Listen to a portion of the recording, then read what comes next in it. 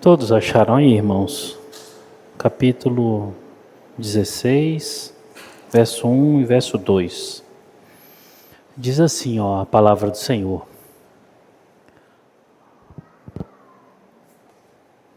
Recomendo-vos a nossa irmã Febe, que está servindo a igreja de Cencreia, para que recebais no Senhor como convém aos santos, e ajudeis em tudo que de vós vier a precisar, porque tem sido protetora de muitos e de mim inclusive. Amém? Vamos fazer mais uma oração? Senhor Deus, obrigado, Pai, por Tua palavra. Obrigado porque estamos aqui reunidos em Teu nome, para louvá-lo e engrandecê-lo. Suplicamos a Ti em nome de Jesus, que Teu Espírito Santo fale conosco e coloque as Tuas palavras no nosso coração. Desde já te agradecemos. Em nome de Jesus, amém. Vamos sentar. Meus irmãos, hoje, com a permissão do nosso bom Deus, nós concluiremos esses 2 versículos que servem como introdução aqui do capítulo 16, que Paulo está fechando o conteúdo aqui do livro aos Romanos. 2 versos simples e uma recomendação muito simples também. Nós vamos ver quem é Febe, quem é essa mulher que é recomendada por Paulo, e o que se sabe sobre essa mulher, ou o que Paulo fala dela, e quais são as recomendações de Paulo para a igreja de Roma. O verso 1, eu dividi ele aqui para que nós pudéssemos meditar em 2 assuntos importantes. Assuntos pequeninos, o segundo é um assunto muito abrangente, mas de uma palavra pequenininha, mas de suma importância para a igreja. E o primeiro assunto é de uma pequena palavra, que produz uma diferença enorme na vida não só da comunidade da fé, mas de qualquer pessoa que zela pelo bom nome, pelo respeito, pelo conhecimento e poder ser recomendado para pessoas e instituições. Eu quero meditar com os irmãos o primeiro ensino, porque o verso 1 diz assim, recomendo-vos a nossa irmã Febe, que está servindo a igreja de Cencreia. Eu quero meditar com vocês aqui nessa palavra, recomendo-vos. Ela é interessante e para mim ficou muito nítido essa semana, estava trabalhando e tinha uma demanda comercial para ser resolvido com o cliente. E até então só estava eu e ele, balcão aberto, as pessoas entram e saem. E eu falei com ele assim, fulano, aquela pessoa que estaria adquirindo aquilo que a gente está tentando vender, me deu a resposta negativa, ele não vai ficar com o que você quer vender não. Nesse momento chegou um outro cliente, conhecido meu, não dele. Só que quando eu falei, eu estava falando para ele e não percebi a entrada desse outro cliente. E falei o nome, fulano de tal. Ele falou assim, se esse fulano de tal for fulano assim, que atende por esse nome, que tem um carro tal, que mexe com tal coisa, não se preocupe, ele não vai comprar. Se ele comprou e você vendeu o fiado, ele vai te dar o cano, e teceu palavras duríssimas. Aí esse cliente que eu tinha falado para ele que ele não ia comprar, ele falou assim, tá vendo? Aquilo dali não presta na boca de ninguém que conhece ele. Aí os dois interagiram-se, um com o outro. Falou assim, rapaz, ele me deu um cano de tantos mil reais. E se você procurar 100 pessoas que conheçam ele, 110 pessoas vão falar mal dele, porque ele não vale nada. Isso veio na minha mente. Eu olhei para o contexto bíblico qual nós estamos meditando. E pude chamar a minha atenção. Quanto que vale um bom nome? Quanto que vale uma recomendação? Irmãos, não tem preço. Não tem preço. quer seja no ambiente comercial, quer seja no ambiente familiar, quer seja no ambiente eclesiástico. Um bom nome é impagável. Fortunas não pagam bons nomes. E infelizmente, muitos de nós não entendemos isso. E o que é interessante, nós vamos de encontro ao texto que está aqui conosco. Paulo no verso 1 fala assim: recomendo-vos a nossa irmã Febe. Que interessante. Ou seja, nós encontramos uma mulher que é digna de ser recomendada pelo apóstolo Paulo. Por que essa mulher é digna de ser recomendada pelo apóstolo Paulo? Existem algumas questões aqui interessantes que nós temos que olhar. A primeira delas trata da importância da recomendação naquela época. Naquela época, irmãos, tanto no contexto secular quanto no contexto eclesiástico, para que você pudesse adentrar em algum meio, você tinha que ser recomendado. Não era como nos dias de hoje, que simplesmente você digita os números de um CPF de alguém e você sabe a vida da pessoa. Não. Naquele tempo não tinha tecnologia, naquele tempo tinha informação que vinha de alguém de confiança.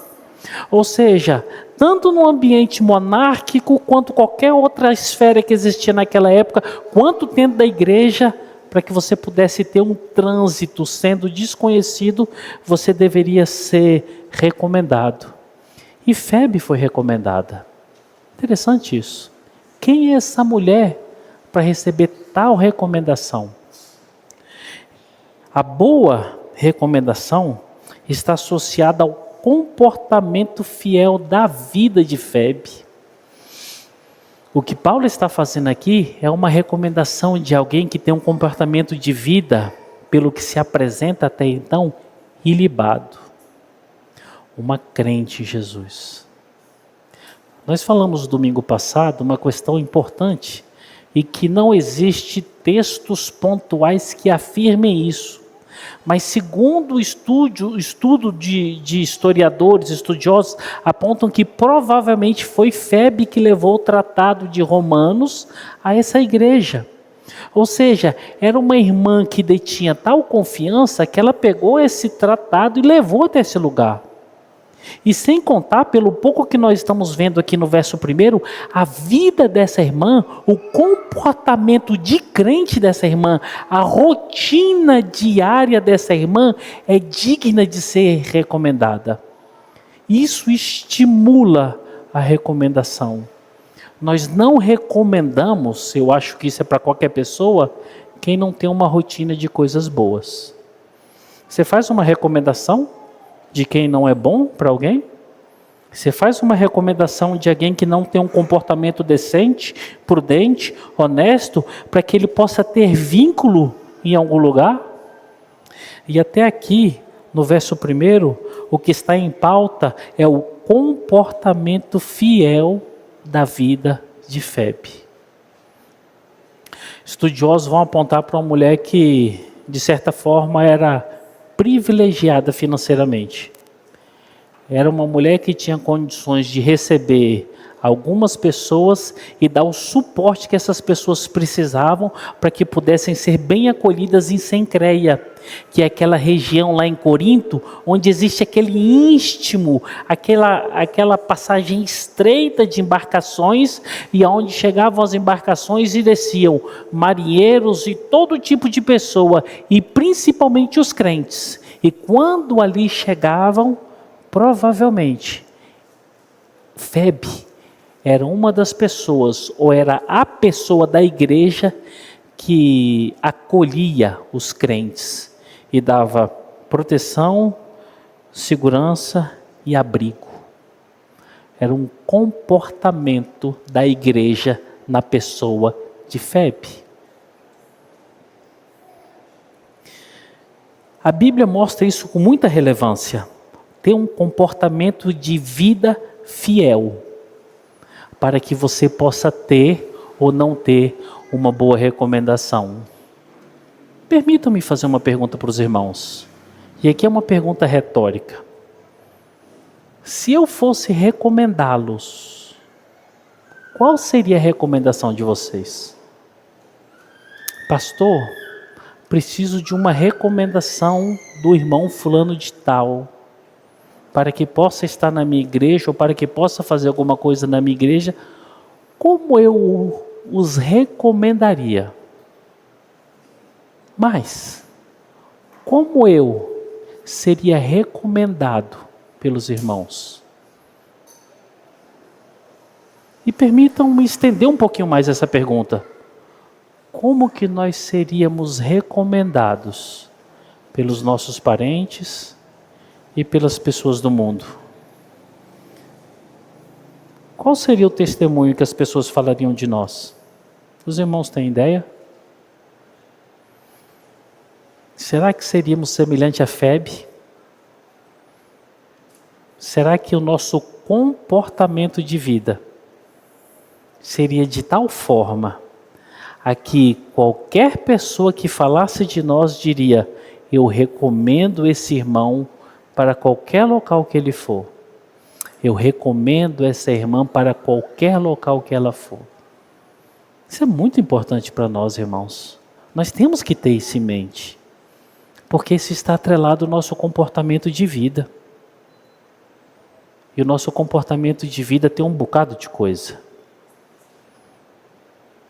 Os nossos compromissos, se somos pontuais ou não, as nossas palavras, se elas têm valor ou não, se os nossos recursos financeiros são gastados de forma coerente, se somos honestos nas nossas negociações, se nós cuidamos daqueles que nós amamos, se nós somos justos com as demais pessoas, se nossas palavras são palavras bíblicas e alcançam o coração das pessoas.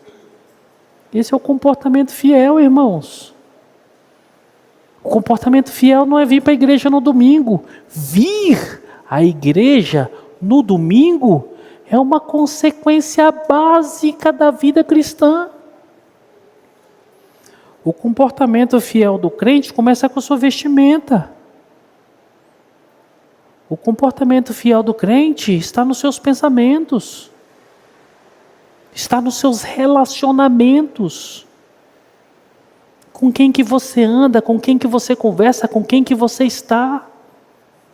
Como é que você se comporta no seu trabalho, como é que você se comporta na sua escola. Isso que é o comportamento de vida fiel que abrange toda a realidade da vida do crente. Irmãos, aqui é um dia em 7. Aqui é a explicitação de um comportamento que deve ter sido uma verdade da semana inteira, da vida inteira. Ter um comportamento fiel é amar o Senhor acima de tudo.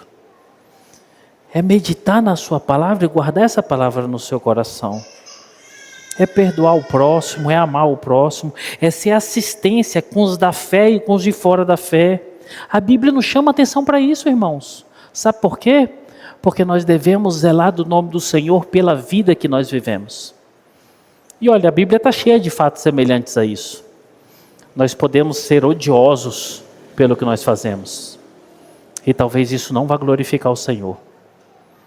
Talvez nós podemos ter uma reputação rebaixada por causa de pessoas com quem nós andamos. Talvez nós podemos ser, agora mudou, né?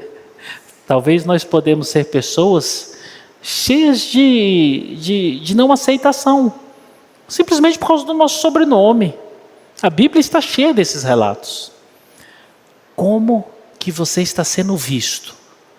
Qual é a sua aprovação e quais são as suas reprovações? Você quer ver um exemplo? Para quem está tomando nota, Gênesis 34.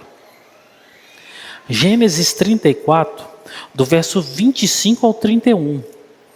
Gênesis 34, do verso 25 ao 31.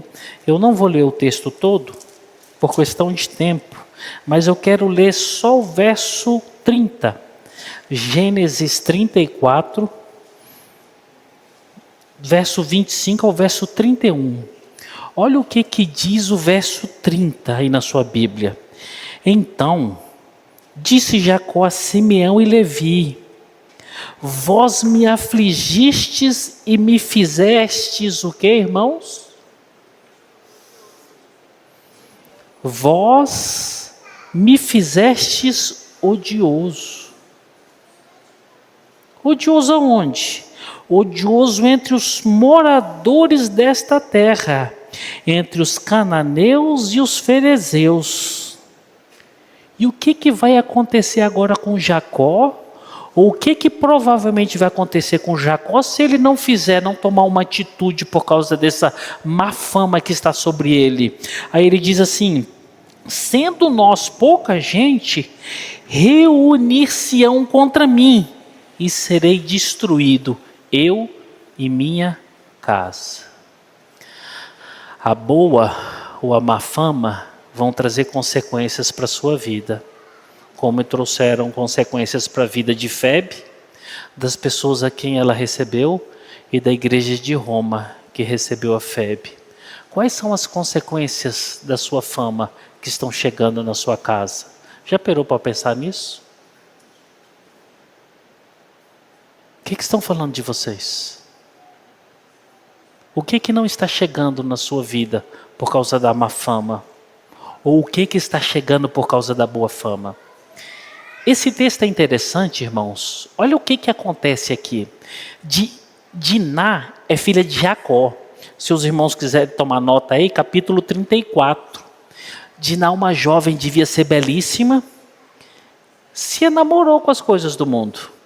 Não que ela saiu depravadamente, mas ela começou a andar e ver os povos, ver as curiosidades da vida, ver o cotidiano daqueles povos que estavam ao redor. Aí a Bíblia diz que um certo jovem se enamorou dela. E nesse se enamorar, a Bíblia diz que ele abusou de Diná. E depois de abusar de Diná, ele pede para que seu pai vá até Jacó e seus irmãos e peça para que ela se torne esposa do seu filho. Esses homens aqui, irmão de Diná, eles não eram gente não, irmãos. Eles não eram gente. Ficaram enfurecidos e no meio da petição do pai do rapaz, eles já tinham planejado tudo. Eles falaram assim: olha, é boa coisa nós tomarmos as suas filhas em casamento e vocês também, mas tem um pequeno detalhezinho. Para que isso aconteça, todos vocês devem se circuncidar. E a circuncisão no terceiro dia, como vai mostrar o texto, faz com que os homens fiquem totalmente convalescentes, muita dor e totalmente prostrados. E aí no terceiro dia, Simeão e Levi pegam suas espadas e vão até essa vila, até esse local, e matam todos os homens a fio de espada. Todos os homens. Você fala assim: mas como é que os outros deixaram? Os outros foram mais piedosos. Os outros foram atrás e roubaram tudo. Olha o que essa família fez. Jacó, por causa disso, olhou e falou assim: agora eu sou odioso. Por quê? Você acha que as pessoas vão acreditar que vocês fizeram sem minha ordem? O que a Bíblia nos mostra? Nos mostra que por causa de um erro, por causa de uma falha e por causa de maldade, a pessoa pode ser odiosa a tal ponto que corre perigo de morte. Quanto que vale a reputação de uma pessoa? Olha um segundo texto. João, capítulo 1. João, capítulo 1, verso 43 ao verso 46. João, capítulo 1, do verso 43 ao 46. Aqui é aquele famoso verso: pode ter alguma coisa que presta lá em Nazaré?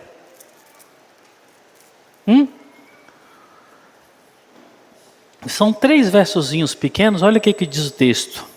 No dia imediato, resolveu Jesus partir para a Galileia, e encontrou Filipe, a quem disse: segue-me. Ora, Filipe era de Betsaida, cidade de André e de Pedro. Filipe encontrou Natanael e disse: achamos aquele de quem Moisés escreveu na lei, e a quem se referiram os profetas, Jesus, o Nazareno, filho de Jessé. Perguntou-lhe Natanael: de Nazaré pode sair alguma coisa boa? Respondeu Filipe: vem e vê. A má reputação pode até fechar a porta da vida eterna para quem não tem entendimento correto e uma boa teologia. Você fala assim: sério, pastor? Seríssimo. O erro de uma má reputação fecha portas eternas. Já pararam para pensar nisso, irmãos? Olha o quanto vale a reputação. Você quer ver um exemplo? Quando você encontra uma pessoa que fala assim: crente? Eu odeio crente. Muitos de nós falávamos isso ontem. Eu detesto esse povo, eu quero que esse povo se exploda. Quantos irmãos, desde tempos idos até hoje, e vai ser assim até o final do mundo. Crente, essa raça, eu quero que se exploda. Quantos falam isso? Por quê? A maioria das vezes, por causa de uma reputação indevida. Aí eu falei para vocês, bateu na trave de Natanael, porque ele era um eleito do Senhor. O Senhor teve um encontro com ele. Engraçado, a série, The Chosen, mostra esse encontro e tem um desfecho bacana ali naquele momento. E o texto está narrando aqui. Ou seja, Jesus tem um encontro com Natanael. Agora observe no livro, na Bíblia de vocês, Lucas, capítulo 4. Perdão, Marcos, capítulo 6, do verso 1 ao verso 3. Olha o que acontece aqui. Vai ser a mesma coisa lá no livro de Lucas, mas aqui o texto é bem pequenininho, fica melhor por causa do tempo. Marcos, capítulo 6, do verso 1 ao verso 3. Diz assim a palavra do Senhor: tendo Jesus partido dali, foi para sua terra, e os seus discípulos o acompanharam. Chegando o sábado, passou a ensinar na sinagoga, e muitos, ouvindo-o, se maravilharam, dizendo: de onde vêm essas palavras? Que sabedoria é esta que lhe foi dada? E como se fazem tais maravilhas por suas mãos? Não.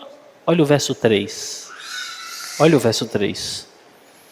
Não é este o carpinteiro, filho de Maria, irmão de Tiago, José, Judas e Simão? E não vive aqui entre nós as tuas irmãs? O finalzinho do verso 3. Olha o finalzinho do verso 3. E escandalizavam-se nele.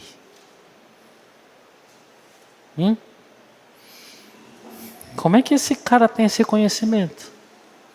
Eles estavam diante de Deus.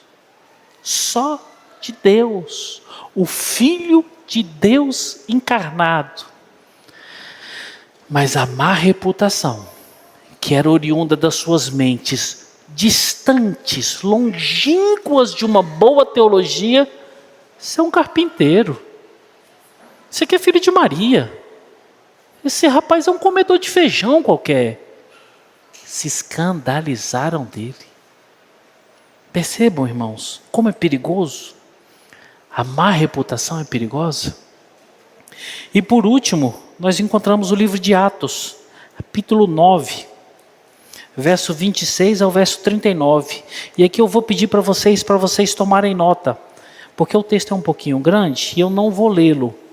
Aqui é o texto em que vai falar que o convertido ainda é tido como temido perseguidor. Até então Saulo tenta agora adentrar no colegiado apostólico, tenta adentrar na igreja. Só que o que a igreja faz? Portas fechadas. Não, esse camarada aí,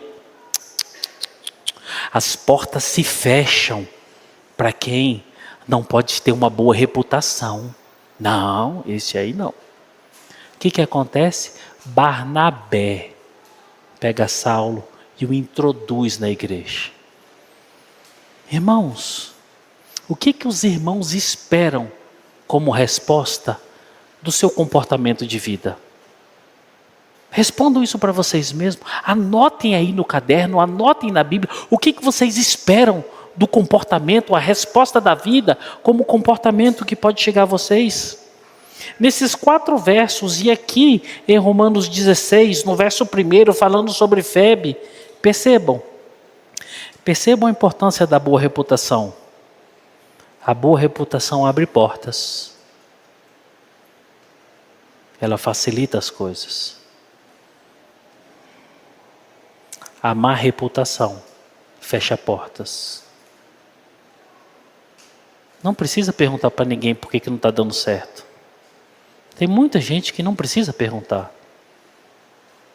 Puxa, o fulano tem 10 vagas na empresa dele, eu estou desempregado, ele sabe, por que ele não me chama? Não precisa perguntar, irmão. Não precisa. Você provavelmente tem má reputação. Puxa, eu sou jovem, solteiro, tenho tudo para me casar. Tem moças jovens, solteiras, por que não está dando certo? Provavelmente você tem má reputação. Puxa vida, por que as pessoas não estão me aceitando? Por que estou sendo blindado? Por que está sendo fechado? Provavelmente você tem má reputação. E como eu falei domingo passado, é semelhante você chegar de cima de um prédio e jogar um saco de penas. Não volta mais atrás. Não volta mais atrás. Tem o perigo das falsas reputações. Aquelas reputações que são criadas sob mentiras. Já viram essas? Aquelas falsas boas reputações. Está cheio. E vocês crentes, nós que somos igreja, devemos tomar muito cuidado. Está cheio.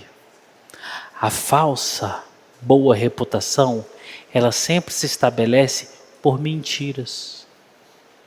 Mentiras cabeludas. Mentiras terríveis, horrendas, dantescas, que não têm pé nem cabeça. Cuidado, irmãos, cuidado. Essas pessoas são perigosíssimas. São terríveis. São terríveis, cuidado. Quando é que a primeira dica, uma dica importante, como é que eu descubro uma pessoa que está levantando uma falsa boa reputação? Quando ela fala de si mesma. Ela tem necessidade de levantar uma boa reputação. Quem é bom não fala de si mesmo. Quem faz o que é certo não precisa apontar para suas obras. Agora, quem está apontando é porque essas obras são falsas, são mentirosas. Eu passei por um evento, e olha como é que isso é importante. Tinha-se um encontro nacional de pastores, e eu tive a oportunidade de participar desse encontro. E esse encontro é muito bacana. Você faz amizade com diversas pessoas, tem contato com muitas pessoas diferentes, é um encontro muito bacana. E sem contar o momento de interação depois, as igrejas, os pastores, é um encontro muito legal. Foi a minha primeira vez que eu fui para esse lugar. Clima muito diferente, ambiente muito diferente, eu estava passando muito mal. Indisposição intestinal, muita dor de cabeça, e eu sou uma pessoa que não sou dado muito a ouvir. Eu não dou conta de escutar, ficar parado assim escutando. Admiro vocês darem conta de me escutar, eu não daria, eu sou terrível, eu não dou conta de escutar pessoas boas, ainda imagina uma pessoa horrível desse jeito. E eu estava lá escutando, só que passou 10 minutos, aí toda hora, acorda, bicho, acorda. Aí teve uma hora que falaram assim, rapaz, o teu ronco está atrapalhando lá na frente. Por isso que eu gosto de sentar atrás. Eu sempre fico lá no cantinho, se eu fizer barulho dá tempo de eu disfarçar. E nesse dia eu estava muito mal. E no finalzinho, foi lá para frente, rapaz baixinho, fortinho. A gente não fala gordinho porque atrapalha as emoções das pessoas, né? Fortinho, calvo. Rapaz, quando esse homem começou a falar, foi na hora que eu comecei a passar mal. Olha só, saí.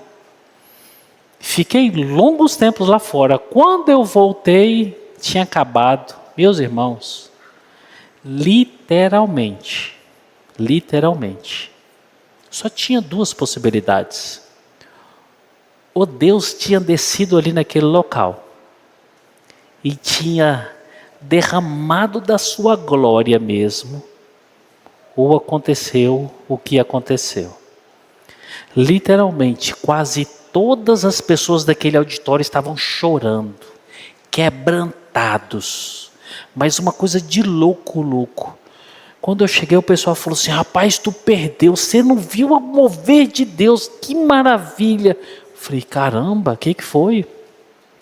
E aí eu notei que aquele cidadão estava conversando com todo mundo, e todo mundo pegando contato, telefone, e ele estava cheio de produtos, CDs, camisa, livrinho, vendendo, recebendo oferta e convite, aquela coisa toda. Me contaram um pouquinho da história dele, história impactante, linda demais da conta. Passou-se. Só ficou peso no meu coração, caramba, eu não vi. Puxa, eu não senti esse impacto, nossa. O perigo das falsas reputações. Teve um dia eu estava em casa. Aí aparece no jornal: pastor da igreja fulana de tal é encontrado morto e o suspeito é o seu namorado. Na hora eu me assustei. Por quê? Na igreja só tinha eu e mais 3 pastores. E quando eu vi a reportagem, eu falei: meu Deus, já fiquei escolhendo um dos 3 que era, né? Falei: quem tinha maior jeitinho para ter um namorado? Falei: caramba, que loucura. Gente, o que está acontecendo? O que é isso? Aí de repente vem a foto do rapaz. Sabe quem era esse homem de Deus? Estelionatário. Homem que já havia dado canos, passado perna em muitas igrejas e feito escarcéu em muitas vidas. Perigo da falsa reputação. Ele te leva e te coloca junto com assassinos, com estelionatários, pessoas perigosas. Olha para quem é Febe. A vida dela é digna de ser recomendada pelo apóstolo Paulo e escrita na palavra de Deus. Percebe? Febe tem um comportamento de vida tal, forjada pelo Espírito Santo, que merece ser recomendada pelo apóstolo Paulo. Como é que está a sua vida, irmão? Como é que está o seu comportamento? Os irmãos casados sabem, eu sempre falo isso. Sua esposa te recomendaria? Se tem alguém que conhece você, sua esposa. O Marcão chega, baixou o olhar. Tá vendo? Ele que baixou o olhar, a mensagem não fui eu não. Se tem alguém que conhece a esposa, é o seu marido. Será que o seu cônjuge te recomendaria? Que lindo esse ensino, que lindo esse ensino. E que lindo perceber que existiu crentes assim, e eu tenho certeza que existem crentes assim hoje. Você não consegue distinguir a pessoa que vive de forma secular da pessoa que vive igreja, crente, fiel em Jesus, que medita dia e noite na palavra de Deus, porque é um só. É um único comportamento, é uma única fala, é um único temperamento. Não está nem no 8, nem no 80. Ela consegue transitar bem perto do 30 e poucos, do 20, quase do 40, do 50. É temperante, é sóbrio, é agradável, porque reflete Cristo. Lutemos para ser assim, irmãos. O segundo ensino permanece ainda aí no verso 1. Romanos, capítulo 16, verso 1. Recomendo-vos a nossa irmã Febe. O que está aí? Que está servindo a igreja de Cencreia. E aqui é um ponto que o básico do que eu vou falar deveria ser suficiente para nós. Mas por causa daquilo que nós acreditamos que é erro de interpretação bíblica, é preciso nós andarmos mais um pouquinho. O texto aqui, ele é muito profundo. Paulo, ele simplesmente diz assim: diaconós tes eclésias. Ela é diaconisa da igreja. Percebe a identidade e o perfil de Febe? Ela é diaconisa da igreja. Essa é a tradução literal dessa frase. Ela é uma mulher que serve à igreja, na igreja.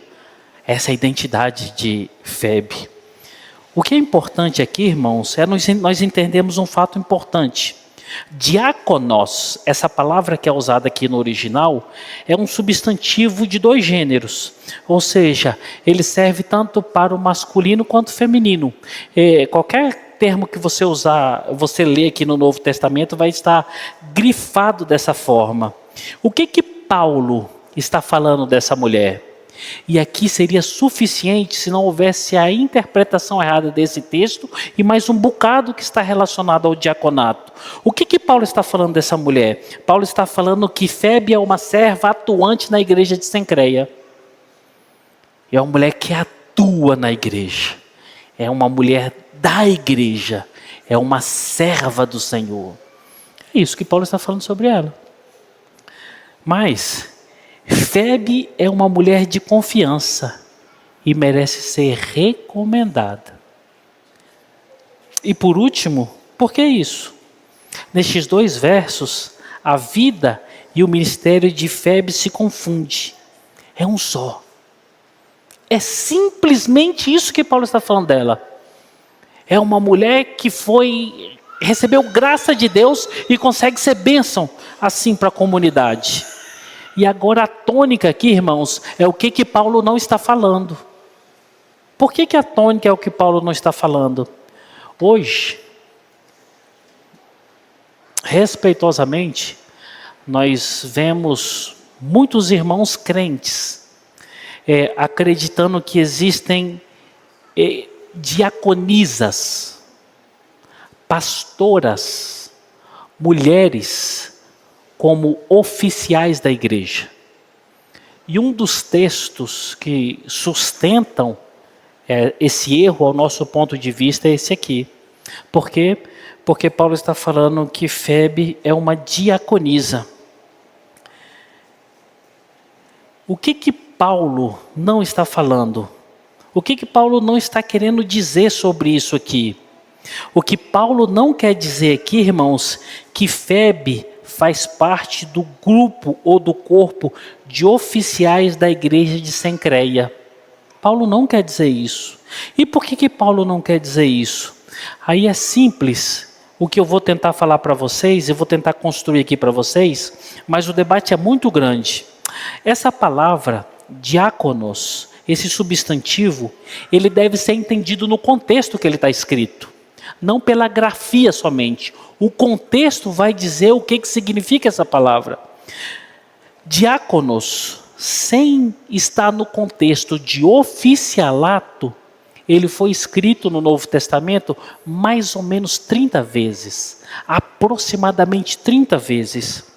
E nessas quase 30 vezes, a Bíblia está mostrando várias formas de ser diácono, várias formas de servir a igreja, várias formas de ser alguém atuante ao Senhor, que não tem nada a ver com diaconato, oficial da igreja, como é aqui no capítulo 16, verso 1.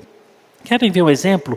Alguém abre a Bíblia aí, de forma bem célere, e leia Mateus 23, 11. Mateus capítulo 23, verso 11.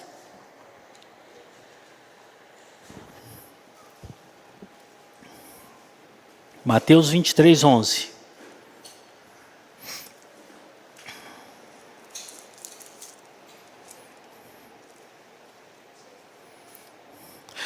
Mas o maior dentre vós será o vosso servo. Essa palavra servo é diáconos. E aqui o Senhor está falando com quem? Está falando de quem? Ele está falando diretamente com seus discípulos. Esses discípulos tinham algum diácono aqui? Foram chamados para o diaconato? Não. Mas o que ele está ensinando?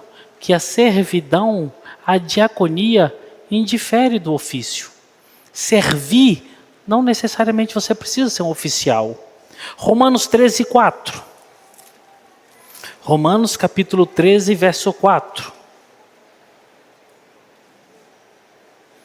Olha o que diz esse verso. E esse verso é interessante. Visto que a autoridade é o que, irmãos? Ministro de Deus. A palavra grega aí é diáconos. Agora interessante. Ele está falando de crentes aqui? Crentes?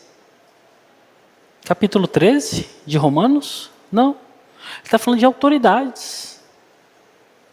As autoridades são diáconos de Deus. Ele está falando de oficiais da igreja? Não. Quer um exemplo? O ministro Alexandre de Moraes é um diáconos de Deus. O Lula é um diáconos de Deus. O senhor Ibanez é um diácono de Deus. Esses homens podem ser diáconos na igreja? Eles são diáconos? Não. Eles estão servindo a Deus. De alguma maneira, mas estão servindo ao Senhor. 1 Coríntios capítulo 3, verso 5. Entendam o contexto, irmão. Entendam o uso da palavra. Entendam como a palavra está sendo usada e apontando que não tem referência nenhuma com a demanda, o oficialato da igreja. 1 Coríntios capítulo 3, verso 5. Olha o que diz a palavra do Senhor. Quem é Apolo? Ele começa com 2 questionamentos. Quem é Paulo? E o que ele fala que eles são? Servos. Essa palavra também é diáconos. Aí eu pergunto, Paulo e Apolo eram diáconos da igreja? Oficiais do diaconato? Não, irmãos. Quer ver o mais extremo de tudo? Que o contexto não está apontando mais uma vez para dizer que quando tiver diácono, a pessoa que estiver ali referida, sendo homem, sendo mulher, ela é um oficial da igreja, não tem nada a ver com isso. Romanos 15, 8. Romanos 15, 8. Olha o que diz aí Romanos. Olha de quem diz Romanos. Romanos 15, 8. Digo, pois, que Cristo foi o quê? Diáconos. Jesus era um diácono da igreja? Um oficial do diaconato? Não. O que isso tem que ensinar para mim e para você? Que na igreja, a mulher não exerce o ofício de diaconato e nem do pastorado. Por quê? Porque para a mulher é terminantemente proibido essa função. Se você voltar para o Antigo Testamento, de Gênesis até Malaquias, você não vai ver nenhum ato acontecendo dessa forma. Se você for de Mateus até Apocalipse, nenhum ato dessa forma. Por quê, pastor? Porque Deus não quis. Tem alguma explicação que mostra por que Ele não quis? Não, porque Deus não quis. Aí tem pessoas que se revoltam e falam assim, mas pastor, é porque as mulheres são inferiores? É porque a mulher não sabe falar? É porque a mulher não sabe isso? Não, de forma nenhuma. Irmãos, tem mulheres e irmãs no nosso meio que sabem muito mais do que a gente. tem muito mais capacidade do que a gente. Mas Deus não chamou as irmãs para esse ofício. Só isso. E quando nós olhamos para as igrejas hoje, pasmem, são muito mais irmãs trabalhando e edificando o reino do que homens. Muito mais, irmãos. Mas nós não podemos cometer esse erro aqui. As mulheres não foram chamadas para o oficialato. Quando nós vemos isso, aí eu quero que os irmãos entendam que existe um texto que aponta para o oficialato. 1 Timóteo capítulo 3. Os irmãos abram em 1 Timóteo, marquem aí Timóteo, para que os irmãos possam estudar. Entenda uma coisa antes de ler aqui o verso 8. Timóteo, 1 e 2 Timóteo e Tito, eles são chamadas de epístolas pastorais. As epístolas pastorais, os teólogos dizem que são as cartas do crivo mais alto e contundente da Bíblia. São dificílimas demais. Aqui Paulo diz como um pastor deve ser e viver. Aqui Paulo diz como um diácono deve ser e viver. Aqui Paulo diz como uma mulher deve ser e viver. Aqui Paulo diz como as velhas, as anciãs devem ser e viver. Os anciãos, e são pontos duríssimos, porque contrariam a nossa verdade de vida. Olha o que Paulo fala aí. Capítulo 3, verso 8. Semelhantemente quanto a diáconos. Semelhantemente por quê? Porque aqui do verso 1 ao verso 7, é o crivo dos presbíteros, dos pastores. Como que um pastor deve ser? Homem de uma só mulher, cordato, não dato ao vinho, manso, pacífico e várias outras. Aí ele fala assim, da mesma forma o diácono. É necessário que sejam respeitáveis, de uma só palavra, não inclinados a muito vinho, não cobiçosos de sorte da ganância, conservando o mistério da fé com a consciência limpa. Esse é o diácono. Agora sim, nós temos um cargo oficial da igreja. Por que eu fiz essa separação, irmãos? Porque o que Paulo está falando aqui de Febe é aquilo que eu falei no início. Febe é uma serva atuante na igreja. E toda mulher, toda irmã que serve na igreja é uma diaconisa. Mas não uma diaconisa no entendimento de oficial da igreja. Um diácono, quando você olha para as igrejas históricas, ele celebra casamento, ele batiza, ele serve a Santa Ceia, ele prega a palavra, ele faz parte do conselho em algumas igrejas, para que possa fazer juízo de demandas. É alguém que está imbuído da questão da igreja local. As mulheres não. As mulheres diaconisas, ela é diaconisa. Como? Ela serve ajudando, servir as mesas, quando mais velha, aconselhar as mais novas, assistindo quando aparecer qualquer tipo de necessidade, ensinando as crianças, estimulando uma vida santa das demais irmãs, vivendo em comunidade, vivendo filantropia, ou seja, é uma diaconisa. Saibam fazer a diferença entre a diaconisa e um diácono. Porque o diácono é aquele que recebe da parte de Deus todas essas ordenanças. Diaconisa não. É uma mulher que serve ao Senhor como qualquer outro irmão. E mais uma vez eu reitero, as irmãs crentes, piedosas, têm servido na casa do Senhor com muita destreza e tem sido bênção de Deus para a vida de muitos irmãos. Muitos irmãos. Meus dedos não cabem para falar de feitos de irmãs e de irmãs da nossa igreja que tem sido bênção de Deus para diversas pessoas. que têm sido usadas por Deus para diversas obras. E nem por isso ela é uma oficial da igreja. Nós tememos muito, irmãos, por quê? Quando nós vemos uma mulher ocupando um cargo desse, é muito perigoso. É muito perigoso. Por quê, pastor? Porque ela está desobedecendo diretamente uma ordem de Deus. Não só ela, mas toda a igreja está debaixo das mãos iradas de Deus. De Deus não se zomba, irmãos.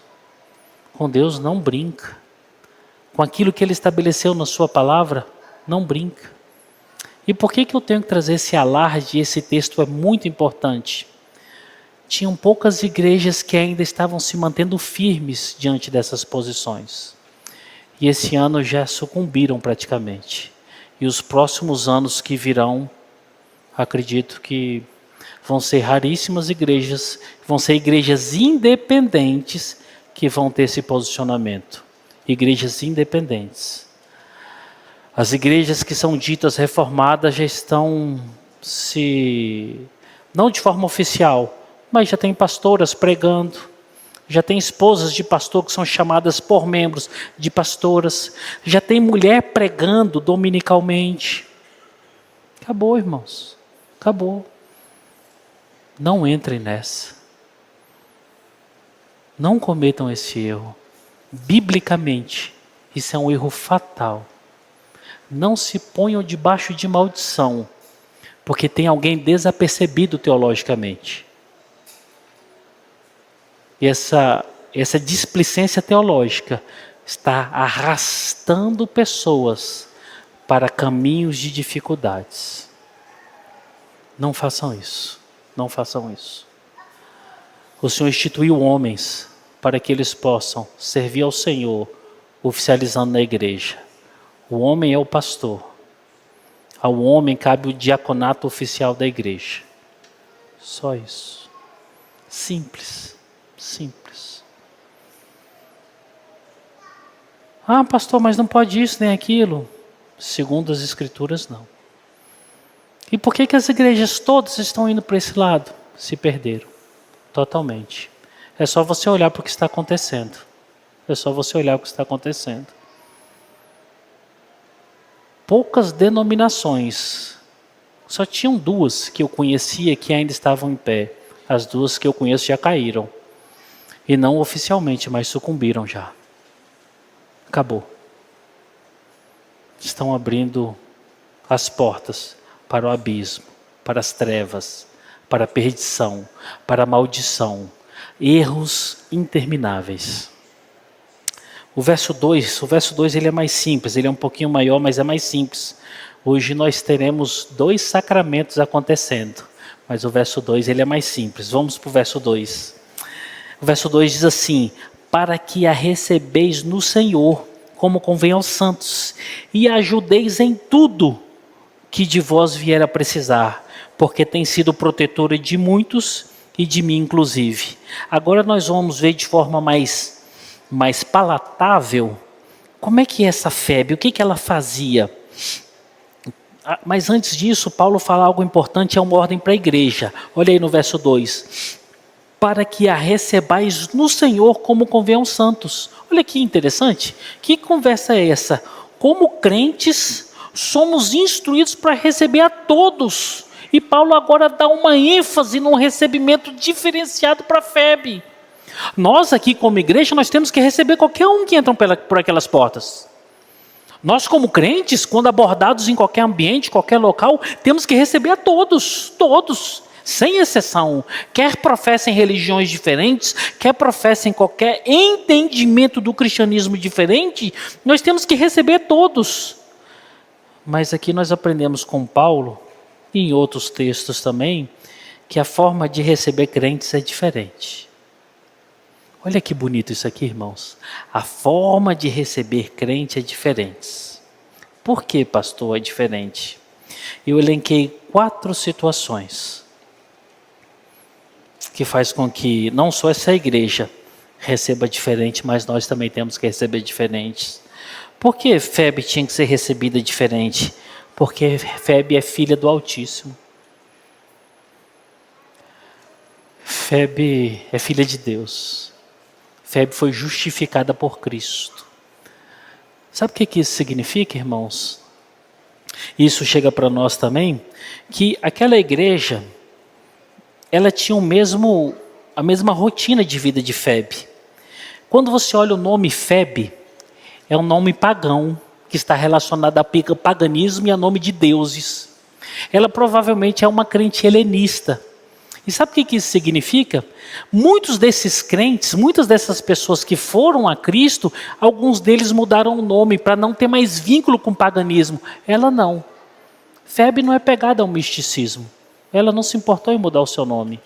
Mas o que significa que provavelmente Febe, ela foi encontrada pelo Evangelho num período mais tardio da sua vida. Por que filho de Deus, quando se encontra com o Filho de Deus, o entendimento é mais fácil? Porque nós começamos a entender que aquela pessoa provavelmente passou pelos mesmos caminhos que eu passei. Se aquela pessoa nasceu num lar cristão, provavelmente ela foi criada sob a disciplina do Evangelho, ela foi ensinada sobre Jesus, e em um determinado momento da vida ela se sentiu crente. Ela sentiu a virada de chave, mas não foi nada muito impactante. E como nós estamos numa igreja com diversas experiências de vida, muitos de nós passamos por isso. Mas provavelmente Febe não.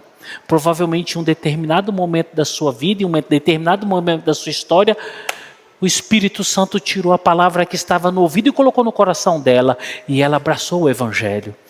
Como nós falamos, a grande parte dos crentes que estão na igreja de Roma são de pessoas que não eram judeus e que abraçaram o Evangelho.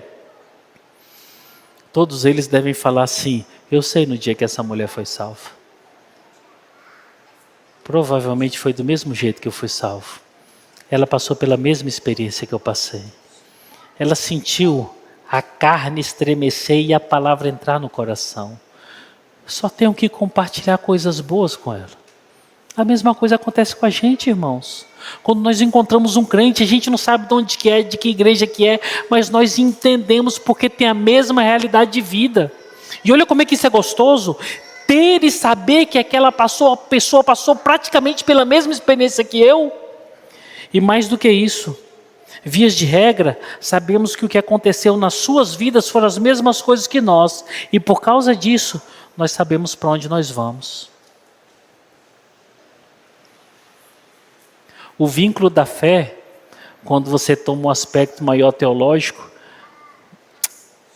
e quando nós temos em nossa casa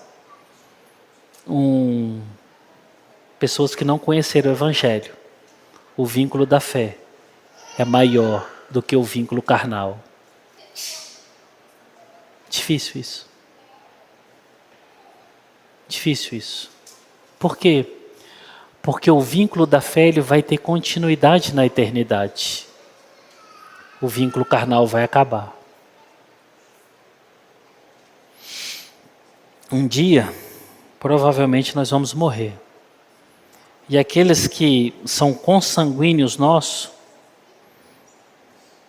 que não abraçaram a fé em Jesus, não vão viver eternamente conosco. Eles vão se perder eternamente. O vínculo da fé ele é eterno. Nós vamos nos encontrar no céu, irmãos. Nós vamos nos relacionar no céu, irmãos. Nós vamos ver todos os dias as delícias que tem preparadas para nós, das quais nós sequer sabemos. Nós vamos viver isso com pessoas que estão lá do outro lado do mundo. Nós vamos viver isso com pessoas que nós nunca imaginamos. Mas infelizmente, muitos de nós não vão viver isso com pai, com mãe, com filhos, com cônjuges. Por quê? Não creram em Jesus. E quando Paulo fala assim, recebei-a no Senhor, a realidade de vocês é tudo muito fácil. Isso é comum. Tudo isso é comum. todas essas delícias. Então é fácil falar e viver essas coisas. Por isso, recebai no Senhor. O outro ensino de Paulo aqui, que ele aponta para essa igreja, ele diz assim: ajudeis em tudo que de vós vier a precisar. Meus irmãos, nós não sabemos o que essa mulher fazia efetivamente. Nós não sabemos qual é a intensidade, se ela era uma viúva, se a família dela era grande, ou não sabemos muita coisa dela. Mas sabemos que essa mulher ela acolhia pessoas, que ela ajudava pessoas e que ela assistia as pessoas que chegavam em Cencreia. Nós não sabemos qual foi a missão dela lá em Roma. Talvez seja só ter sido levar o tratado e ir embora. Mas nós sabemos, porque por ser um local portuário e a chegada dependia de você ficar um tempo, ela precisava de abrigo. Talvez Paulo está falando para essa igreja assim: recebam essa irmã como ela recebe as demais pessoas, cuida dela, dá para ela o que ela precisa para a subsistência desses dias, depois manda embora. Ou não sabemos se ela tinha uma missão, se essa missão era continuar na igreja e fazer a obra ali também, não sabemos. Mas o que Paulo fala: ajudeis em tudo que de vós vier a precisar. Isso é uma ordem de Paulo para essa igreja. Tem que chegar para mim e para vocês, irmãos. Vocês já repararam quantos crentes chegam diante de nós precisando de coisas? Quantos, irmãos? Quantos? E aqui eu não estou falando de coisas levianas, não estou falando de coisas bobas e mentiras, estou falando de coisas básicas. Crentes que chegam na nossa igreja, crentes que chegam às nossas casas. Isso aqui é um imperativo que tem que vir para mim e para vocês, irmãos. Nós temos que estender as mãos, porque nós somos filhos de um único Deus. Nós vamos para o mesmo lugar e como crentes nós somos chamados para estender a mão e socorrer os outros. Principalmente e primeiramente os domésticos da fé. Agora no finalzinho do verso 2, Paulo mostra o que essa mulher fazia de forma clara, não muito expansiva, mas de forma clara. Olha o que ele fala: ela tem sido protetora de muitos e de mim inclusive. Quem é Febe, ela tem sido protetora. Agora olha o que é interessante, o ministério de Febe e o que Febe faz, só existe uma especificação no Novo Testamento. Prostatis só se refere a Febe, você não encontra mais essa palavra em nenhum local no Novo Testamento. Só essa palavra que vem a Febe. E o que é prostatis? Protetora, patrono, ajudadora. Puxa vida. Só Febe. Uma única manifestação em todo o Novo Testamento. Prostatis. Só Febe foi qualificada como protetora, patrono e ajudadora. A imagem aqui de Febe é alguém que pega para si. É alguém que abarca como igreja e guarda, e cuida, e ajuda. É alguém que assiste outras pessoas. E a expansão se dá pelo que Paulo fala. É protetora de muitos. O que significa que essa mulher tem sido bênção de Deus para diversas pessoas. Não sabemos o número, mas Paulo diz, de muitos. Ela tem sido prostates, protetora, ajudadora, patrono de muitos. As igrejas deviam falar dessa mulher. Tem uma irmã lá em Cencreia, que bênção aquela irmãzinha, que bênção, ela tem ajudado a gente, tem sido um baluarte de Deus naquele local. E Paulo fala assim, ela inclusive de mim. Eu fui abençoado por essa proteção. Eu fui abençoado por esse abrigo, por ser guardado. Sabe, irmãos, isso talvez seja difícil para nós, porque hoje nós temos mães que não cuidam dos filhos. Nós temos cônjuges que não cuidam uns dos outros. E isso aqui fica distante, porque nós não sabemos o que é ser cuidado. A melhor imagem, talvez, para muitos irmãos aqui, é ir para o galinheiro. Galinheiro, pastor? Galinheiro. vai para um galinheiro e pega uma galinha que está com seus ovos ali, com as suas crias, e vai meter a mão nela, vai meter a mão nas suas crias. Rapaz, aquela galinha faz um escarcéu. Ela morre por aquilo ali, ela vai para cima. Que triste situação. Que triste situação. Pastor, não consigo entender o ministério dessa irmã, ela só recebia pessoas na sua casa. Talvez você nunca teve ninguém para te cuidar. Talvez você nunca teve ninguém para velar à noite com você. Aí fica distante mesmo. Talvez você não está cuidando dos seus. Não está amando os seus. Aí fica difícil mesmo. Proteger, irmãos, é assistir. Assistir. Receber. Guardar. O cristianismo, ele se diferenciou de todas as religiões do mundo. Sabe por quê? Porque indiferentemente da pessoa que chegou à casa de um crente, ele foi acolhido, foi guardado, foi abrigado. Ele foi salvo de perseguição. Ele teve a vida preservada por pessoas que não o conheciam, mas por causa do amor de Cristo, ele amou aquela vida. Proteger, irmãos, pelo amor de Deus, é muitas das vezes você se colocar entre o perigo e aquela pessoa e falar assim, tenha calma, no que for possível, você está guardado. Ô irmãos, mães que estão aqui hoje, isso é um apelo para vocês, mães. Salvem, protejam, abriguem os pintinhos de vocês. Pais, maridos, protejam e abriguem os pintinhos de vocês. Filhos, honrem os seus pais, amem os seus pais, deem a vida se necessário for por eles, cuidem deles, zelem por eles. Como é que começa isso? Em oração. Em oração. Como é que eu começo guardando o meu cônjuge? Como é que eu começo guardando os meus filhos? Em oração. Como é que uma mãe começa guardando os seus filhos? Em oração. Porque quem ama, dedica tempo em oração. Porque nós sabemos que a força humana não tem muita valia, a maioria das vezes. Você vai tentar fazer, mas você é bloqueado pelo impedimento natural da vida. Quantos são os pais que viram seus filhos serem ceifados e não puderam fazer nada? Tem limitação, irmãos. Tudo começa em oração. Mas permitam-me perguntar para vocês. Quanto tempo vocês estão dedicando em oração pela família de vocês?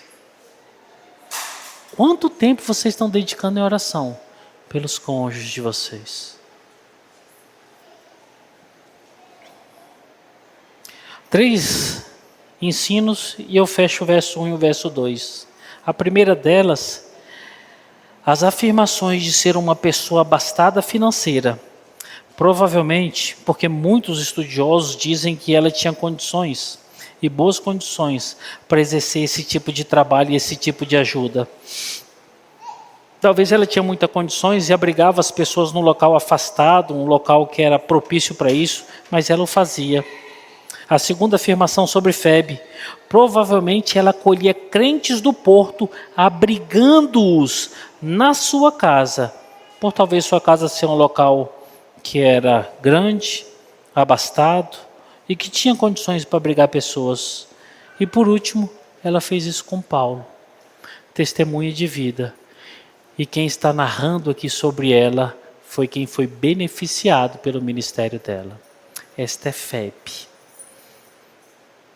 Ela é um tipo de Cristo. Tipo de Cristo? É. Isso eu estou falando por meu risco, com ter risco. Por quê? Porque ela abriga. Ela socorre. Ela ajuda. Ela auxilia.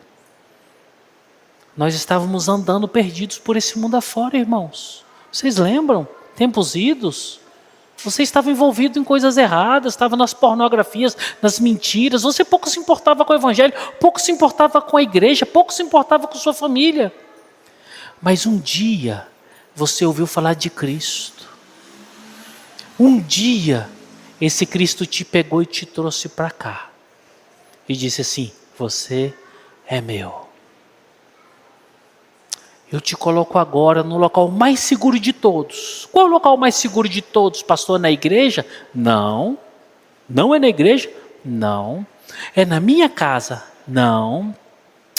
É dentro do quartel general lá nos Estados Unidos? Também não. Jesus fala assim: aquele que está nas minhas mãos jamais será arrebatado. Ele te colocou nas mãos dele. Você é dele. Você tem abrigo. Você tem segurança. E é uma segurança eterna. Em nome de Jesus. Amém? Que nós sejamos semelhantes a essa mulher. Que nós estejamos debaixo do abrigo seguro, que é nas mãos do nosso Mestre.